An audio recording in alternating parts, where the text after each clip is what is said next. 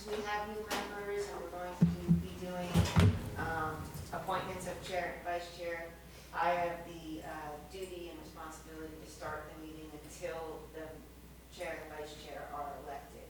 So at this point, I'll call the meeting to order. Okay, Bree is going to swear in the new members. All right, so Stephen Warren, Juliana Seiler, and John Paceman, if you guys will stand. I'm going to read out your affirmation for swearing in, and you'll just repeat after me. You can raise your right hand and then place either your left hand down below, or you can set it on the table, whatever is your preference. When it says, there'll be a part where I say state your first and last name, you'll just say your own name, and then swear or affirm, and whichever you're choosing to do, swear or affirm. Oh, and Russ, you are also swearing back in. Oh, Or okay. affirming back in, I forgot about that. Because you're reelected. So I'll just read it, just repeat after me, don't worry if you mess up. So I state your first and last name. Do solemnly swear or affirm Do solemnly swear or affirm that I will support the Constitution and laws of the United States, that I will support the Constitution and the laws of the United States, and that I will be faithful and that I will be faithful and bear true allegiance and bear true allegiance to the state of North Carolina to the state of North Carolina and to the constitutional powers and to the constitutional powers and authorities and authorities which are or may be established which are or may be established for the government thereof, for the government thereof, and that I will endeavor and that I will endeavor to support, maintain, and defend to support, maintain, and defend the Constitution and laws of said state, the Constitution and laws of said state, not inconsistent with not inconsistent with the Constitution of the United States, the Constitution of the United States, to the best of my knowledge and ability, to the best of my knowledge and ability, and that I will and that I will well and truly execute well and truly execute the duties of a board member the duties of a board member while serving on the Historic Preservation Commission while serving on the Historic Preservation Commission for the city of Burlington, for the city of Burlington, according to the law. according to the law. You're done. Congratulations. I have your, what y'all just said, y'all will sign that, and then I will make a copy and give it back to you tonight. Congratulations, everybody. So excited to have new members and existing members present. So we appreciate your volunteerism, your dedication, your commitment, and we're here to help and advise every way possible. So at this point, I will ask for an appointment of the chair for nominations. I nominate Brian Pennington. I second that nomination. Okay, any other nominations? All in favor? Aye. Any opposed? Okay, congratulations. I'm going to turn it over to Brian. Brian has been the chair for many years. So we're in good hands. So I suppose our next item of business is appointment of the vice chair. Correct. So the chair will entertain nominations for the vice chair. I nominate Russ Pigler. Second. Any other nominations? Hearing none? Hearing none. All in favor? Aye. All opposed? Any abstentions? Great. I think- All right, congratulations, gentlemen. Congratulations, Russ. Thank you. Thanks. Our next item of business is approval of the minutes from the July meeting. I trust that you've had the opportunity to review the minutes. Are there any changes?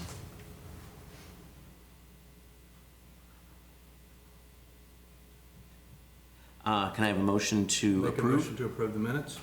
Second. Second. All in favor? Aye. Anyone opposed? Okay, minutes are approved. And our next item of business is application for major certificates of appropriateness. Do we have any this month? So we have no COAs this month. Great. So we're on to new business. Can I ask Jamie to proceed with the introduction of staff? Sure, I'll be happy to. So I'm Jamie Lawson, Executive Director of Planning and Development Services. I've been with this city for over 4 years now and have served as the HPC liaison for the entire time. So I'm happy to be here working with you guys. I am joined by Bree Smith. She is our planning office manager. Sorry, it's been a long day already. Planning office manager, and would you like to introduce yourself? Yeah, so you guys can expect to get emails from me. You'll get your packets electronically unless you would rather have a physical one, and then if you do, I'll get those to you. I'll send you training opportunities. Almost all of you have already, especially our new ones, have already signed up for a training opportunity, which is great because like I've said, we're a certified local government and we have to do certain training credits, and so we've already achieved ours for the year just with y'all sign-ups. So always taking in more, and then anything administrative that you might need or questions that you might have, you can always send me an email or give me a call, and if I don't know, I will defer to Jamie. And with those CLG training sessions, we get credit for them, but you need to just provide us with a quick summary of what they are, the dates, any feedback that you have from them. So we appreciate that. I'd also like to introduce Tiki Bigelow. She is new to our staff. She is the Planning Services Administrator, and we welcome her and just wanted to introduce you to her as well, and hopefully she'll get some involvement in the HPC. Welcome, Tiki. Anything you'd Nice like to to meet say? you. Not too much. I have probably over 20 years of municipality experience, from the planning department to engineering department, and at one point in time, I was also the historic preservation fiance for different counties, so I have some background in historic preservation. That's great. Good to have you. Very Excellent. excited. Also in the audience, a special guest. This is Eric Kirschner, and he's the director of the Paramount. So he is going to be present as I go through. He's going to sit through patiently, short presentation, and then as I said before, we'll wrap up the meeting and I'll just do educational, informational PowerPoint, and Eric is here to help us on that. Okay. So, I'll just get started and let me see what the best way to do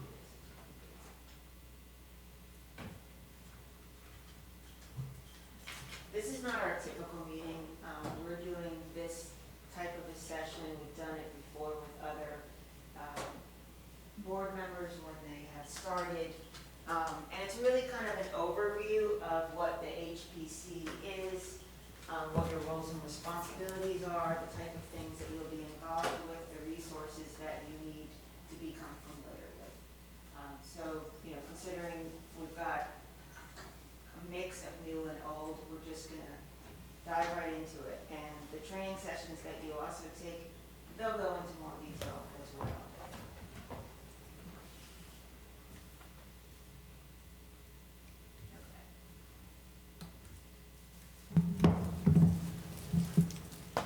Bree has also provided handouts to you as well on your, in front of you, and I'll just walk through what that stuff is. So this is basically our resource tool for board members.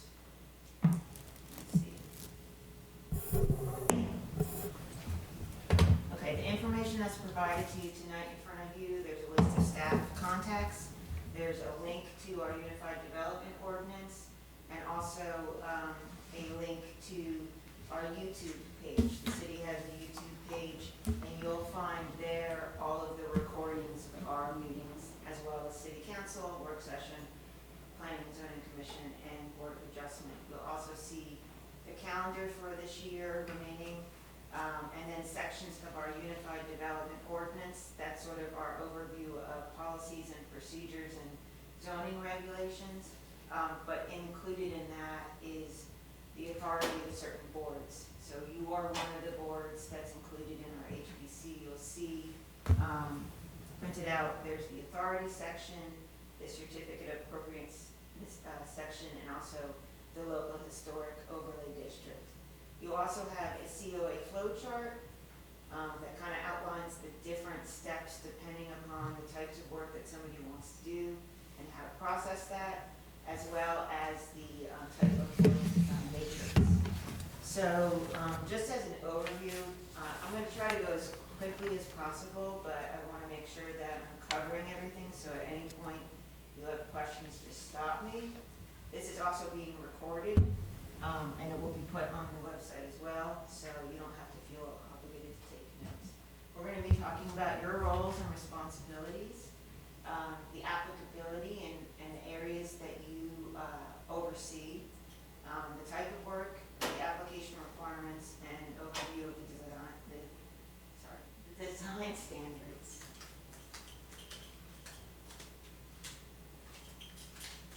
We had Board of Adjustment at 8:30 where we've done similar presentations all day long. So The Board of Adjustment tonight at 8:30? this morning. Okay. Yeah, all new appointments, right? Yeah. So, what does the HPC do? And you'll see a lot of this information here. You maintain an inventory of historic resources. You review and make recommendations for properties to be designated as landmarks and historic districts. The next part just kind of summarizes the number of applications that the HPC has reviewed, where it says major, and the total is on the left-hand side. You'll see that there's kind of a drop in the application numbers, and I'll talk more about that, but we did adopt new design standards through HPC and City Council. So with those new standards in place, a lot of items became more readily achievable without having to go through an HPC process. You guys function as a quasi-judicial board and also a legislative board, and I'll talk about that. So there's two different roles for you. When you're in the quasi-judicial role, you're reviewing the major COAs, the major type of applications. Those are the ones that are guided in our standards, where you'll see the matrix where it will say major, and then there's a category for minor and general maintenance. For the quasi-judicial role, you have, it's sort of treated like an informal court, where you are not able to talk to the applicants outside of this room, or if you do, you have to disclose that. There's less communication, flexibility, and interaction as opposed to some of the other boards and commissions.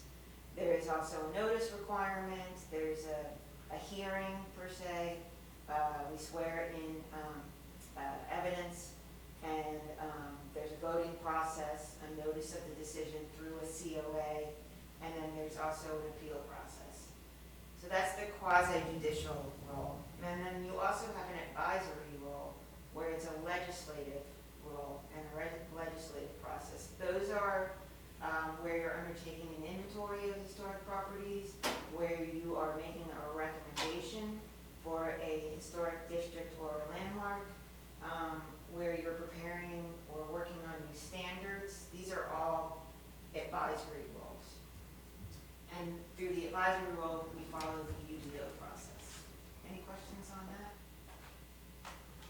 Most of the time, you're functioning in the quasi-judicial role. Most of the time.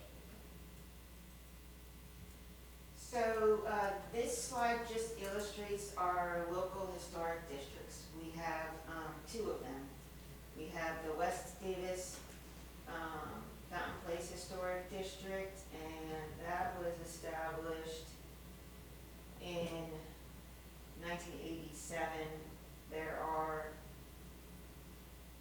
183 properties thereabout within that district. Then you have the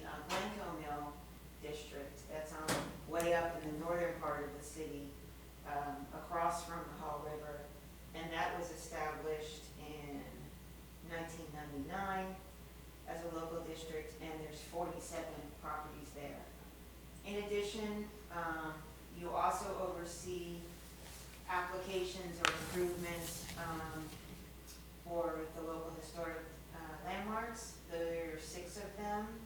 The carousel itself, the depot building, the Minor Coble House, Glencoe Village as a landmark, May Hosiery, which is just down the street from here.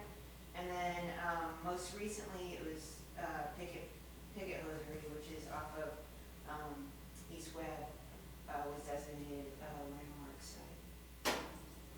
And then on top of those things, the city also has, I think it's 6 National Registry districts, and those are denoted with signs. They're brown signs, I believe, with white lettering, and it will say this is a National Historic District, Beverly Hills. The list is here. These are areas that are not governed by our HBC standards.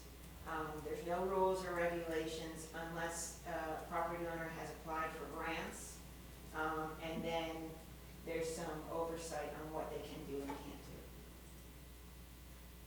can't do. So you're really bounded by state statute. There's the general statute 160D, and the sections are referenced here, which are your enabling legislation, and the UDO. And on top of that, you have the design standards, which is your book. And for those who want it printed out, we can do that, but there's a link on our website that you can reference. And that's how, buildings can be treated, improvements, there's standards for all kinds of things that people would do either to their residential structure, and in some cases, there are some commercial buildings, but the standards are pretty detailed in terms of guidance and recommendations. And it also addresses more modern things that our old standards didn't have, which I'll go into. These standards were adopted by council, again, for the 2 overlay districts and the landmarks. You and I administer them, and I'll take a look at contents. This is just kind of an example of what you'll see if you flip through some of the pages dealing with a particular subject. This is particularly dealing with walls, where you're talking about maintenance and the design standards. Same thing with windows. So I alluded to earlier, and in your handout there is a matrix. I think it's about 6 or 7 pages. This describes the type of work that somebody would be doing, both in the public right-of-way, we have oversight on that, and also on private property. So the first column, if you look over to the right, if it's highlighted, that would be major work. That would come in front of the HPC for review and approval. Minor work is approved by staff administratively, and then no COAs, general maintenance. This is also in your handouts. This is a flow chart which describes, depending upon the type of application, what the process would be. So we always initiate with conversations between a property owner and staff. There's other optional meetings that we can hold a pre-application conference meeting. We also have the option, which it's not really established yet, but there's an optional design review committee meeting that somebody might want to take advantage if they're doing brand new construction or something really major that they want some informal feedback on. Once the type of application is determined, and this first column in lighter gray is minor work, you would follow this flow chart to ultimately get to the city issues a COA, and you get a yellow card, that placard card that gets displayed in the window, and then you can apply for whatever permits you might need. That's the administrative review. And then to the right is the major work. the scale of the work and the matrix, you would look to see which type, and staff does this for you, obviously, you don't have to make the determination, but, we would then, if it's a major work, it would come through you all. We have the obligation to deem an application complete. Again, we have to follow the rules and procedures for noticing properties within 300 feet get noticed.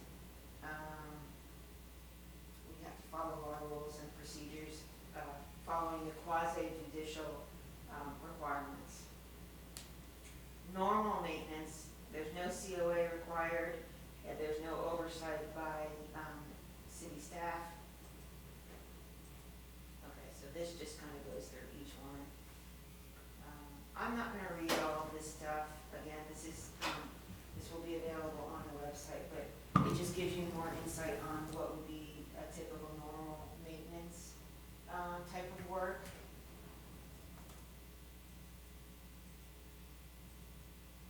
And then minor works.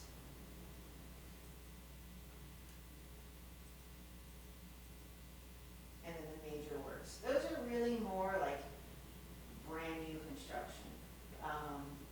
We also, not just a single family detached home, but if somebody's building a brand new garage or a brand new shed, they would have to come in front of you. Major alterations, major exterior repair, demolition of structures, obviously that requires major oversight, and we try to avoid that. One thing to note is you do not regulate, and our standards do not regulate the interior of a building. We're only looking at the outside of the structure, okay? This slide kind of just goes over the types of things that you would concentrate on when you receive an application, things to look for, the plans that are submitted, the elevations, the type of materials that have been submitted, photographs. Photographs speak volumes, so all of these types of things we try to ensure that the applicant has included in their application, so you have a better understanding of what you're looking at, and a better, better way to make an informed decision. Again, this is just an example of what the design standards would look like versus one of the other matrices. This matrice represents something that was important as part of our overview of the standards, looking at different alternative building materials. Sometimes using the existing or the original materials may not be cost efficient or readily available. In some situations, you can look at alternative materials, and so this kind of defines permitted, maybe, these are things that the community was looking for. The UDO, like I said, is over 600 pages, but there's a section that deals with the HPC. So this section, also included in your handouts, talks about the duties and the powers. There's also a section on the composition of the board, the rules and procedures of the board, and more information. So at any point you have questions on that, feel free to let us know. Typically how the HPC process works, again, we'll have an initial conversation with the property owner. During those initial conversations, we'll look at the matrix and talk to them about what the type of work it is. If it is something that's going to come in front of you, you will receive a HPC meeting packet, similar to what you guys got linked. We try to keep things as electronic as possible. If you do require a hard copy of the packets, let Bree know, and we can get that to you too. But everything is linked through our website, and then you can just download the PDF. It should have everything there that you need, including our staff report, which outlines everything that they're doing and everything that we've received. So just like everything else, we had an old hard copy of an application. This is what it would look like if somebody actually filled out one of our old applications. For this one is for major work, and minor work is pretty simple. A similar, rather. But as we have moved forward, just like everyone, you can also apply for a major or a minor work through our online permit portal, which is called SmartGov. So these are just kind of the links of how you would get to applying through our website to apply for a permit, establish a new account, and then apply online, and it walks you through that process. And certificate of appropriateness is what you would apply for. These are all the other permits that we review generally, but you want to be focusing on that. I've talked a bit about quasi-judicial, but we follow the requirements under the UDO. Notice is required, opportunity to present testimony and information. Ex parte communication is prohibited and must be disclosed. If I'm using terms that you're not familiar with, please let me know so I can explain it more. But ex parte communication is really no conversations outside of this room. You consider the application. You are the decision-making body in the major COAs. It is your call on whether or not the application is approved, denied, approved with conditions. Motions must always be made in the affirmative. There is a written decision and there's appeal process. It goes to, typically it will go to the Board of Adjustment, and then the state can appeal, I think, as well. We try to avoid that. And this is just an example of a staff report. So you would see the summary, the findings and facts, if there's other things to consider, and then the attachments. This would be something that would be included as part of the attachments in this situation. This is a property up in Glencoe, where they were enclosing the back porch, and they provided, they're rendering a map. Also for the properties in Glencoe, we also need the approval letter from Preservation North Carolina, because they have deeds and covenants over on top of what our standards are. So if they've approved something, it's almost like a green light that we would be happy with it as well. Just quickly on quorums and voting, we can't do anything, or you guys can't do anything unless there's a quorum present. So that's a majority of the board members. Which means 4 now. Right. Yeah.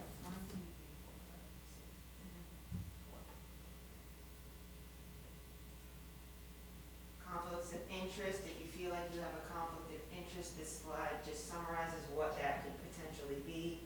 Inform us, let us know. If we have questions, we'll go to the attorney's office and get some feedback too. It's always best to ask these questions ahead of time. We don't want to be in the procedural process reviewing a case and then somebody disclose that. It can be problematic. The burden of proof is on the applicant. We will provide you with the information that you need, hopefully, to hear the case, but if the decision is on you, you're reviewing it in accordance with the standards, and also the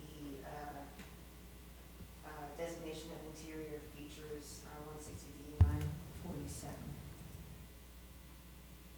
So just kind of nitty gritty, this is just kind of things that we would like to discuss prior to you having a item. So the chairman will direct the flow of the meeting. He will establish calling the witness, introducing the item, directing the commission on what the next steps are going to be. At no point should a member of the public just come up and speak to you without being recognized. That is not part of the quasi-judicial process. So there are rules and procedures that we follow associated with that. Let's see, we will present your staff report along with the information we talked about. In Glencoe, you need the Preservation North Carolina's approval. Just a couple of things, I'm almost to the end of this, so I appreciate your patience. Some of the things that we added as part of our new design standards were things that we thought were missing. There's an emergency situations and protocol section. There's a section in the back. We often received inquiries, okay, I got my COA, what's the next step? So we worked with the inspections department to generate this matrix to help identify when a permit may be required and when it's not. It's always best that somebody ask, because we're not experts in that process. There's also a suggested plant list material that's very detailed. And then just highlighting on our website, our website for the planning department is under government, but you are also, the HPC falls under the planning department. So we have all of our agendas, our minutes, application materials, all linked there. There's information about the local districts, the landmarks, you name it, you can find it on the website. And if you don't see it there, let us know and we'll upload it. There's also links to some of our training sessions that we have had in the past, so that's might be helpful to you guys. We've had presentations about the downtown.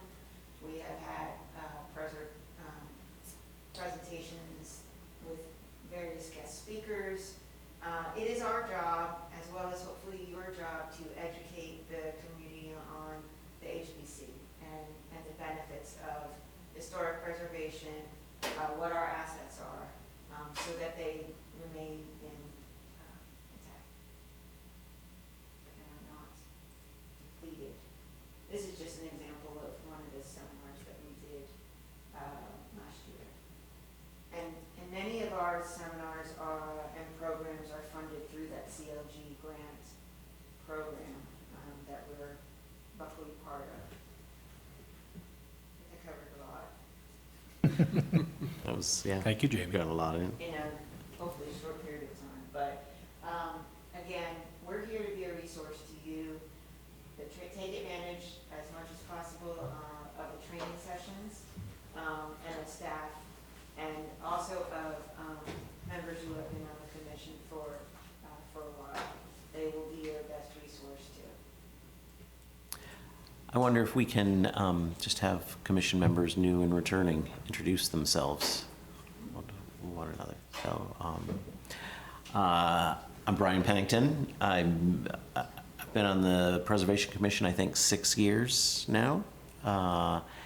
And I've renovated historic houses in 2 states, lived in Burlington for 10 years, and I direct a research center at Elon University. And yeah, I'm happy to be here. Could I start at the other end then? Yeah. My name is Steve Warren. I'm pretty new to Burlington. I moved here in December, bought a home over on West Davis Street, so they're very close to the historic district, just I think right on the edge of it. Yeah, I work in HR and in the tech industry. I'm Juliana Seiler. I've lived here most of my life, and I'm an archivist. I work over at Elon. I'm Russ Peeler. I've been in and out of Burlington multiple times for the last 30 years, moving around school districts with our kids, but have been back for quite a while now. And we used to live in the historic district, and now we live just outside of it, but in a historic home there as well.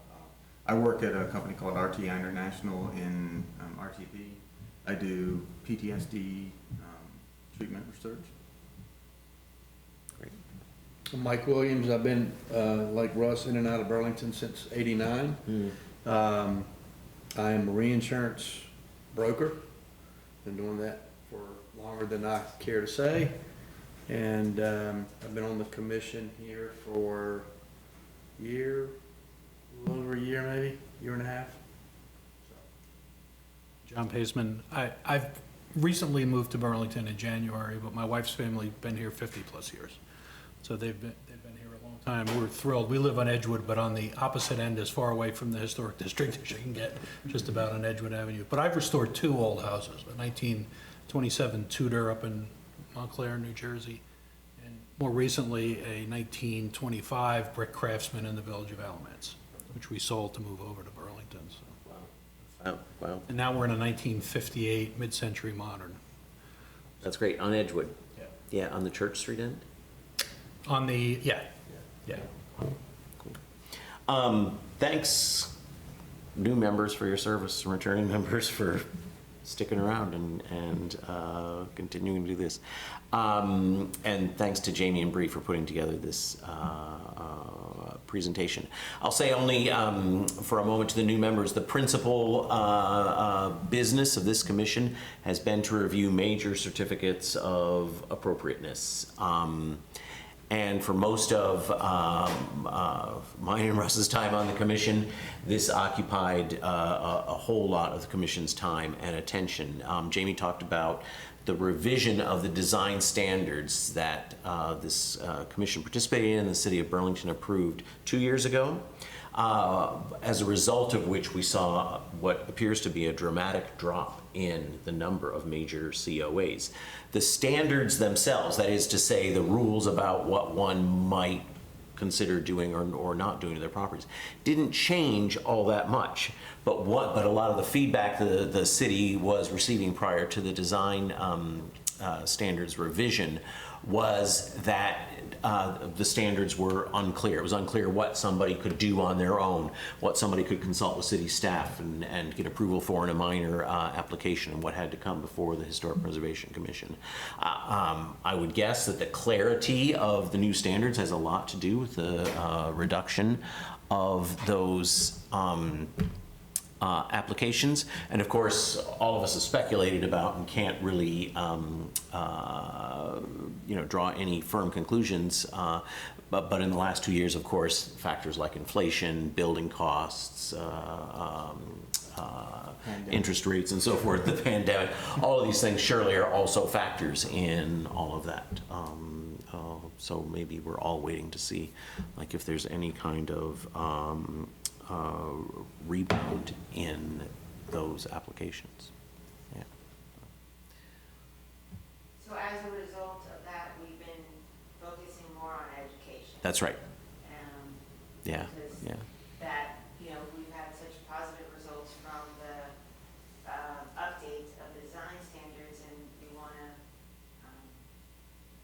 build off of that. Yeah, and we're here because, legislation in the state of North Carolina establishes the process and procedures by which HPCs can be established. And those all derive from the U.S. Secretary of Interior's regulations and guidelines. So there are things that we are legislatively, appointed to do, and then things that we may do as a commission, including like education and advocacy and things like that.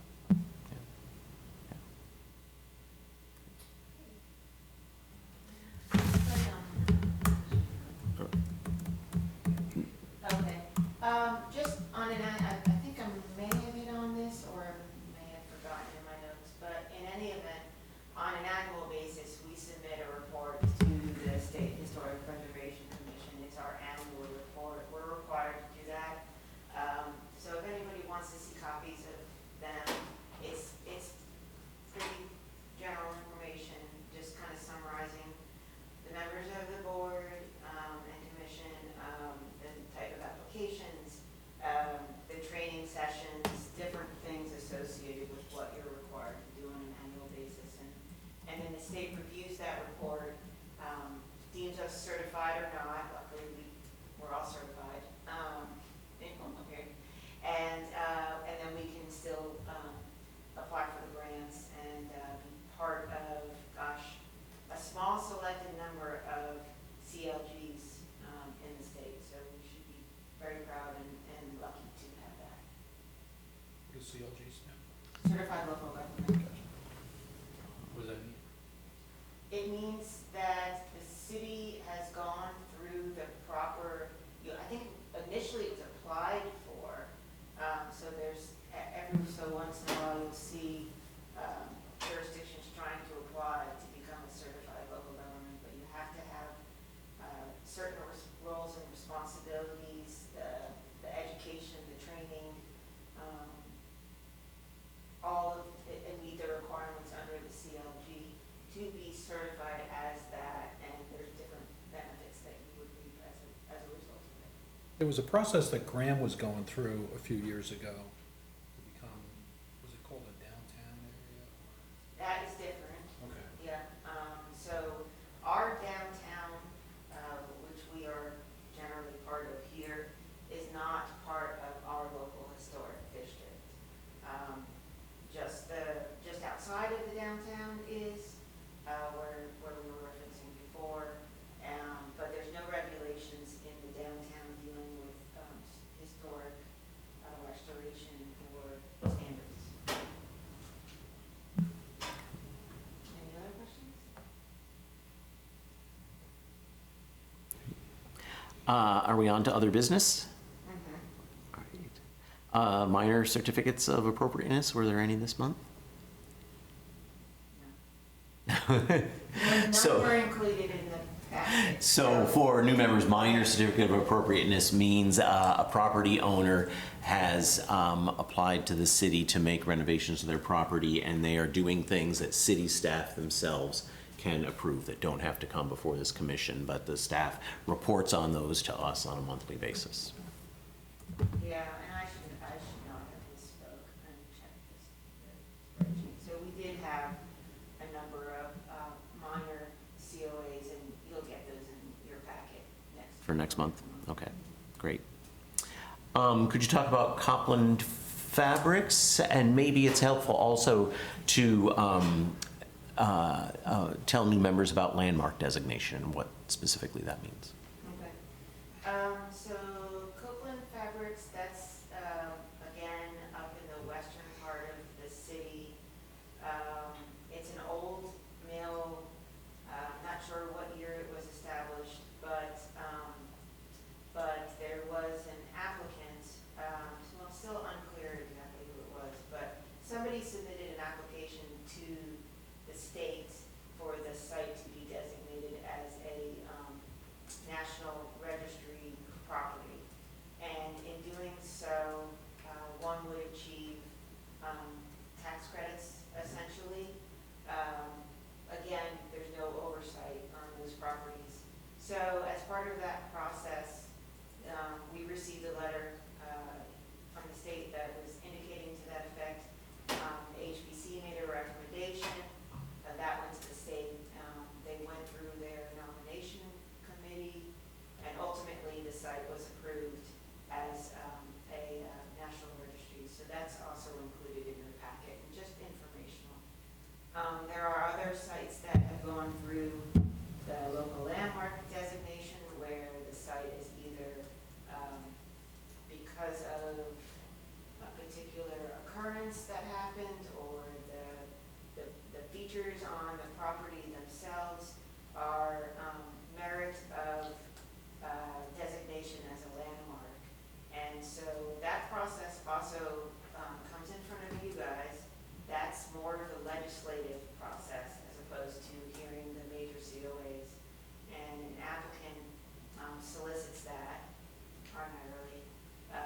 The May-Hosiery site was designated landmark. And then the Pickett Mill one is the most recent one. But once they go through that process or initiate it, it is, and it's approved, it is treated like an overlay district. And the landmark sites are subject to the same regulations that the local historic district properties have.